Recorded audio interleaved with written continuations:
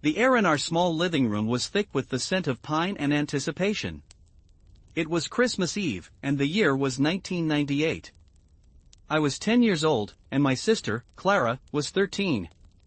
To a 10-year-old boy, a 3-year gap is a chasm, and Clara existed on the other side, in a realm of whispered phone calls, mysterious music, and a perpetual, faint smell of strawberry lip gloss that I associated with everything grown-up and unknowable. We were not enemies, not really, but we were occupants of the same house, two planets orbiting the same parental sun, with vastly different atmospheric conditions. That particular evening, the atmosphere was charged with a special kind of magic, the kind only possible when childhood belief is absolute. The lights on our tree were the large old-fashioned kind, each one a miniature candle flame encased in colored plastic, and they threw shifting patterns of ruby, emerald, and gold across the walls. The room was warm, almost stuffy, from the heat of the television and our own collective excitement.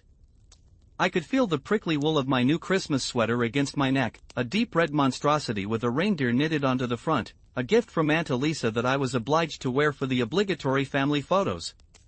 The television was tuned to the channel that played a continuous loop of a crackling Yule log, but the sound was down. In its place, a cassette tape of Christmas songs played from the stereo system, the melodies tinny but familiar. I could hear the soft, rhythmic thump-thump-thump of my mother kneading dough for the pão de queijo in the kitchen, a sound as much a part of Christmas as carols. The air was a layered tapestry of smells, the sharp, clean scent of the pine tree, the rich, buttery aroma from the kitchen, the faint, metallic tang of the cold night air that had snuck in when Dad last went out to check if the neighbors' lights were brighter than ours. Clara was curled on the far end of the sofa, a fortress of silence amidst the festive noise. She had her knees drawn up to her chin, and her gaze was fixed on the twinkling tree, but I could tell she wasn't really seeing it. Her eyes were glazed, looking at something 1,000 miles away. She was wearing a simple blue dress, and she kept twisting a silver ring around her index finger, a nervous, constant motion. I remember the way the colored lights caught the single tear that escaped and traced a slow, shiny path down her cheek before she quickly wiped it away with the back of her hand. I didn't understand it then. How could someone be sad on Christmas Eve? It was an impossibility, a paradox my 10-year-old heart could not compute. My own world was a cocoon of delightful sensory overload. The crinkle of wrapping paper under my fingers as I surreptitiously felt the packages under the tree. The cool, smooth surface of a glass ball ornament I was allowed to carefully hang. The taste of sweet guava paste and salty cheese on a cracker I'd smuggled from the kitchen. The electric thrill that shot through me every time I thought of Papá Noel. I still believed, with every fiber of my being. I had spent the last week composing a detailed letter, listing my desires with the fervor of a shipping manifest, and had personally left it on the windowsill, weighted down with a heavy rock, as was our family tradition. "He'll come, won't he, Clara?" I asked, my voice too loud in the quiet room, breaking the unspoken rule of not disturbing her when she was in one of her moods. She didn't look at me. Her voice was flat, a small, deflated thing. "Sure, Miguel. He'll come." "But you have to be asleep," I pressed on, needing the reassurance of the familiar ritual. "He knows if you're awake. He has, like, a radar." This time, she turned her head slowly. Her eyes, usually so bright and teasing, were dark pools of a sadness I couldn't fathom. "It's not a radar, Miguel. It's just a story parents tell so they can put the presents under the tree without you seeing." The words didn't make sense at first. They were just sounds, strange and jarring, like a wrong note in the middle of a favorite song. I stared at her, my mouth slightly agape. The buttery taste of the cracker in my mouth suddenly felt greasy and unpleasant. "What do you mean?" I whispered. She let out a long, weary sigh, the sigh of a world-weary 13-year-old. "I mean Papá Noel isn't real. It's just Mom and Dad. They eat the cookies and drink the milk. They buy all the presents. There's no fat man in a red suit flying around the world in a sleigh. It's impossible." The room did not spin, but it changed. The twinkling lights seemed to mock me. The cheerful music from the stereo became a tinny, ridiculous noise. The warm, safe cocoon of belief was violently torn open, letting in a cold, harsh draft of reality. I felt a hot, sharp pain in my chest, a mixture of betrayal and a profound, crumbling loss. It was the feeling of a beautiful, intricate castle, built grain by grain over 10 Christmases, being smashed to dust with a single sentence. "No," I said, my voice trembling. "That's not true. You're lying." "I'm not lying, Miguel. I'm sorry. Everyone finds out eventually." She turned back to the tree, dismissing me, her own sadness apparently so much more important than the cataclysm she had just unleashed in my world. Tears welled in my eyes, hot and insistent. They were not the quiet, wistful tears Clara had shed. They were tears of angry, bewildered grief. The Christmas Eve I had been so eagerly awaiting was now ruined, its magic evaporating like mist. I ran from the living room, the prickly sweater suddenly feeling like a cage, and fled to the one place that had always felt like a sanctuary, my bedroom. The familiar confines of my room offered no comfort. The glow-in-the-dark stars on my ceiling, which usually filled me with a sense of cosmic wonder, now seemed like cheap, childish stickers. The poster of my favorite soccer player felt like a relic from a more naive time. I threw myself onto my bed, burying my face in the pillow, trying to muffle the sobs that racked my small body. The pain was physical, a hollow ache in my stomach. I could hear the distant, happy sounds of the household continuing without me, the clatter of pans, my father's deep laugh, the steady bassline of a Christmas carol, and each sound was a fresh betrayal. They were all in on it. They had all been lying to me for my entire life. I must have cried myself into a state of exhausted semi-sleep, because the next thing I knew, the room was much darker, and the house had fallen silent. The digital clock on my bedside table glowed a pale green, 2:17 in the morning. Christmas Day. The hollow ache was still there, a cold, hard stone in my gut. The magic was gone, and in its place was a vast, empty disappointment. And then I heard it. A sound so faint, so out of place, that at first I thought it was part of a dream. It was a sniffle, followed by a ragged, shuddering breath. It was coming from the other side of my bedroom door. I held my own breath, listening. It came again, a soft, muffled crying. "Clara!" A war erupted inside me. Part of me, the hurt and angry 10-year-old, wanted to roll over and ignore her. She was the one who had shattered my world, let her be sad. But another part, a smaller, quieter part, was curious. Her sadness earlier had been quiet, contained. This was different. This was the raw, unfiltered sound of a heart breaking. Slowly, quietly, I slipped out of bed. The wooden floor was icy cold beneath my bare feet. I crept to the door and turned the handle with infinite care, easing it open just a crack. The hallway was bathed in the soft, ethereal blue light of the moon reflecting off a recent snowfall. It illuminated Clara, sitting on the top step of the staircase, her back to me. She was hunched over, her shoulders shaking silently. In her hands, she clutched a small, rectangular object. The moonlight glinted off its surface. It was a photograph.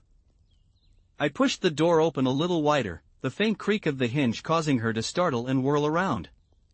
Her face was a mess of tears and smudged mascara, her eyes wide with surprise and a flash of embarrassment. "Miguel! What are you doing up?" she whispered, her voice thick with tears. I didn't answer. I just stood there, staring at the photograph in her hand. I didn't need to see it clearly to know what it was. It was the photo of our family from 3 Christmases ago. The last Christmas before our grandfather, Vovo Carlos, had passed away. In the photo, we were all squeezed together on this very same sofa, laughing. Vovo was in the center, his arms around Clara and me, his smile wide and genuine, his eyes crinkling at the corners. I was sitting on his lap, and Clara was leaning against his shoulder, looking happier and more carefree than I could ever remember seeing her. I walked over and sat down on the step beside her, leaving a careful few inches of space between us. The cold from the wooden step seeped through my thin pajama pants. The house was utterly still, a sacred silence that felt heavier and more significant than the festive noise of just a few hours before. The only sounds were Clara's shaky attempts to control her breathing and the faint, rhythmic ticking of the grandfather clock in the hallway below. "I'm sorry I said that about Papai Noel," she said finally, her voice a fragile whisper in the moonlight. "I was mean. I was just so sad, and I took it out on you. I looked at her, really looked at her. In the monochromatic blue light, she didn't look like my sophisticated, sometimes distant older sister. She looked like a little girl, lost and hurting. The wall of resentment I had built crumbled away, leaving only a confused empathy. "Why are you so sad?" I asked, my own voice small. She looked down at the photograph, her thumb tracing the outline of Vovo's face. It doesn't feel like Christmas without him," she said, a fresh tear splashing onto the glass of the frame. "He made everything magical. Remember how he used to do the voice?" A memory, vivid and sensory, washed over me. Vovo Carlos didn't just read The Night Before Christmas, he performed it. He would sit in his worn armchair, the one that smelled of pipe tobacco and old books, and we would sit at his feet on a scratchy wool rug. He'd lower his voice into a booming, jolly baritone for the parts about Santa, and then make the reindeer's hooves go prancing and pawing by tapping his fingers rhythmically on the arms of the chair. I could almost smell the faint, sweet scent of his pipe, feel the rough texture of the rug under my knees, hear the rich, warm timbre of his voice filling the room. He was the embodiment of the Christmas spirit, a genuine, loving magic that felt more real than any fairy tale. "And the way he helped us leave the cookies and milk," Clara continued, her voice gaining a little strength as she ventured into the shared memory. "He'd always take a tiny bite out of one cookie and say, 'See? He's already been here. Just a quick stop to check his list.' I remembered that, too. The thrill of seeing that tiny, crescent moon bite taken out of the gingerbread man. The way Vovo would wink at us, his eyes sparkling with a conspiracy of joy. He was the real magic, wasn't he?" I said, the realization dawning on me with a profound and quiet clarity. The man in the red suit was just a story, a symbol. But Vovo Carlos, his love, his laughter, the traditions he infused with such joy, that was the real, tangible magic. And that was gone. Clara looked at me, her eyes searching mine in the dim light. She seemed to see the understanding there, the shared loss. She nodded slowly, another tear escaping. "Yes," she breathed. "He was." And then, something shifted in the space between us. The 3-year chasm closed. The planets aligned. I wasn't looking at my teenage sister anymore, and she wasn't looking at her annoying little brother. We were just two kids, sitting on a cold step in the middle of the night, missing someone we loved terribly. I felt my own tears start again, but they were different this time. They weren't the hot, angry tears of a shattered illusion. They were the cold, quiet tears of grief, of finally understanding what I had lost, not just tonight, but for the past 2 Christmases without truly feeling it. I had been too young, too wrapped up in the presence and the fantasy to comprehend the permanent hole his absence had left. I didn't say anything. I just leaned my head against Clara's shoulder. She stiffened for a second, surprised by the gesture, and then her body relaxed. She let go of the photograph and put her arm around me, pulling me close. Her strawberry-scented hair tickled my cheek. And we sat there, in the silent, moonlit hallway, and we cried. We cried for Vovo. We cried for the lost magic of childhood. We cried for the Christmases that would never be the same. We cried together, for the first time, as allies in grief, no longer separated by age or misunderstanding. Our tears were a silent, shared language, more honest than any words we had ever exchanged. The cold air raised goosebumps on our arms, and the moonlight painted our sorrow in shades of silver and blue. We cried until we had no tears left, until our breathing slowed and synchronized, and the heavy silence of the house felt less like an emptiness and more like a peaceful, shared blanket. After a long while, Clara sniffled and wiped her face with the sleeve of her nightgown. "We should try to sleep," she whispered, her voice hoarse. I nodded, my head feeling heavy and strangely clear. As we stood up, my stomach let out a loud, plaintive rumble, a stark reminder of the dinner I had barely touched. A small, tired smile touched Clara's lips. "Come on," she said. "Let's raid the kitchen. I think there's some pão de queijo left." We crept down the creaky staircase, our movements synchronized in a new, secret partnership. The living room was dark, the Christmas tree a majestic, shadowy silhouette in the corner, its lights now unplugged and dark. The presents were still piled underneath, but they seemed less important now, mere objects. The real gift had already been given, there on the staircase. The kitchen tiles were freezing under my feet. Clara flipped the switch, and the fluorescent light above the sink flickered to life, casting a harsh, clinical glow that was a stark contrast to the soft moonlight upstairs. The room was a mess of celebration. Dirty mixing bowls sat in the sink, dusted with flour, and the counter was littered with crumbs and empty glasses that had held eggnog. Clara opened the oven and pulled out a baking sheet covered with a clean cloth.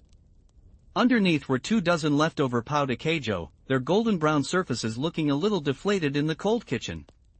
She put a few on a plate and popped them into the microwave. The hum of the appliance was a loud, modern intrusion in the sleeping house.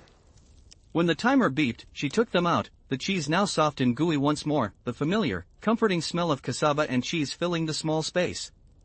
We sat at the kitchen table, on hard wooden chairs, and ate the warm, cheesy bread in silence. It was the best thing I had ever tasted. The salty, stretchy cheese, the slightly crisp exterior, the soft, warm center, it was a taste of home, of family, of something that was still real and good amidst the night's emotional turmoil. "Are you still mad at me?" Clara asked softly, picking at a crumb on her plate. I shook my head, my mouth full. I swallowed. "No." "Are you still sad?" She thought for a moment.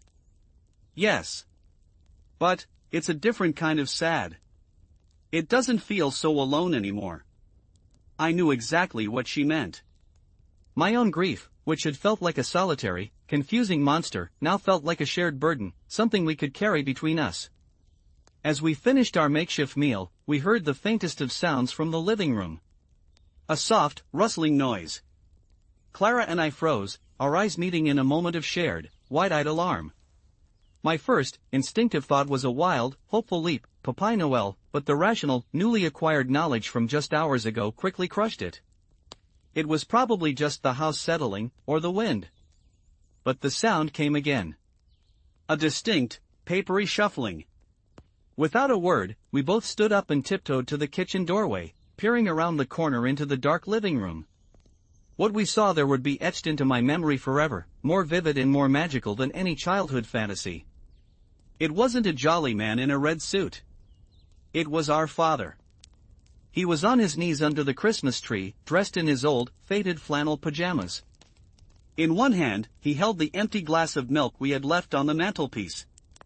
In the other, he held the plate that had held the cookies, now with nothing but a few crumbs. He was carefully, quietly, arranging the last of the presents under the tree. The rustling sound was the wrapping paper as he positioned a large, flat box wrapped in silver paper with a big blue bow. The sight of him there, in the quiet, dark room, performing this annual act of love, was infinitely more moving than any mythical visitor could ever be. This was real. This was the magic. The magic of a parent's love, of their desire to create wonder and joy for their children, to preserve the innocence of belief for as long as possible. The love that Vovô Carlos had poured into our Christmases was the same love that was flowing from our father in that moment, on his knees in the dark. He didn't know we were watching. He finished his task, then he just stayed there for a moment, sitting back on his heels, looking at the tree. The faint light from the street lamp outside filtered through the window, illuminating the side of his face. And I saw him, my strong, always in control father, reach up and quickly wipe his eye with the back of his hand. He was thinking of Vovô, too. Of course he was. This was his first Christmas without his own father. He was carrying the weight of his own grief while trying to make the holiday perfect for us. Clara's hand found mine in the darkness, and she squeezed it tightly. We both understood. We saw the entire, beautiful, painful cycle of family laid bare in that silent, darkened room. The love, the loss, the effort, the tradition. We watched as he stood up, stretched his back with a soft groan, and crept back towards the stairs, unaware of his two silent witnesses. We waited until we heard his bedroom door click shut upstairs before we moved. We didn't speak. We just walked back into the living room and stood before the tree. The presents were now a glorious, colorful mountain. But we looked past them, at the tree itself, at the familiar ornaments, the clumsy popsicle stick reindeer I had made in kindergarten, the delicate glass angel Clara had chosen the year she was 7, the old, slightly chipped wooden soldier that had belonged to Vovô Carlos. The magic hadn't gone. It had just changed form. It had deepened. It was no longer a magic of receiving, but a magic of understanding. The magic of shared tears in a moonlit hallway. The magic of warm pão de queijo in a cold kitchen. The magic of a father's quiet, loving sacrifice in the middle of the night. The following morning, Christmas Day, dawned bright and clear. Sunlight streamed into the living room, turning the tree into a blazing spectacle of color and light.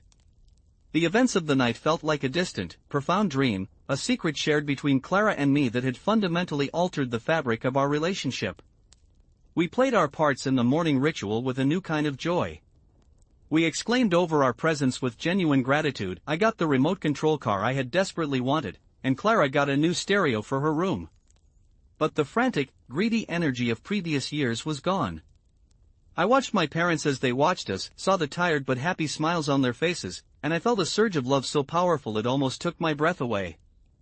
I saw my mother's eyes linger on the wooden soldier ornament, and I saw my father give her hand a subtle, comforting squeeze. After the wrapping paper had been gathered into a giant rustling bag and the new toys were being inspected, Clara caught my eye and nodded slightly towards the kitchen. I followed her. She had something behind her back.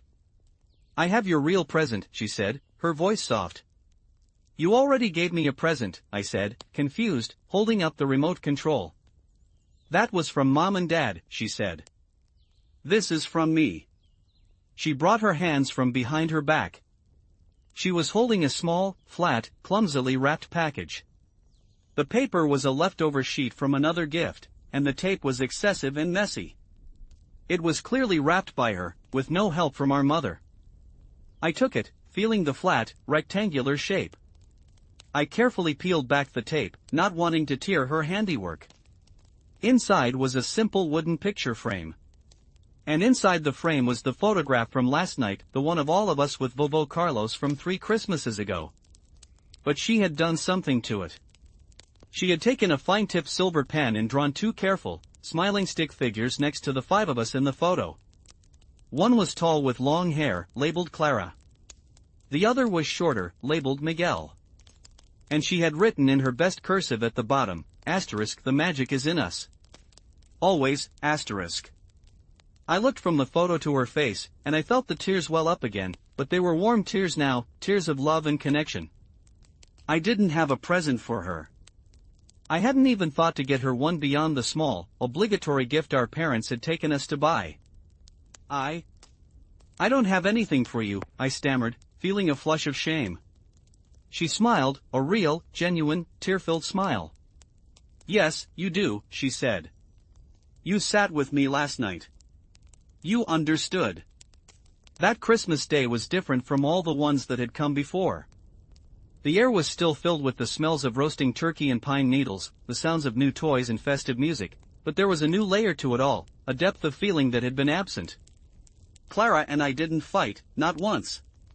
We played a board game together. She showed me how to work her new stereo. I let her try out my remote control car. We were, for the first time, truly friends. That night, as the house settled back into a contented quiet, I lay in my bed, looking at the newly framed photograph on my bedside table. The glow-in-the-dark stars on my ceiling no longer seemed childish. They seemed beautiful again, points of light in a vast, mysterious universe. The magic hadn't been stolen, it had been transformed. It had been upgraded from a simple, external fantasy to a complex, internal truth. The magic was love. It was memory. It was family. It was the courage to be vulnerable and the grace to offer comfort.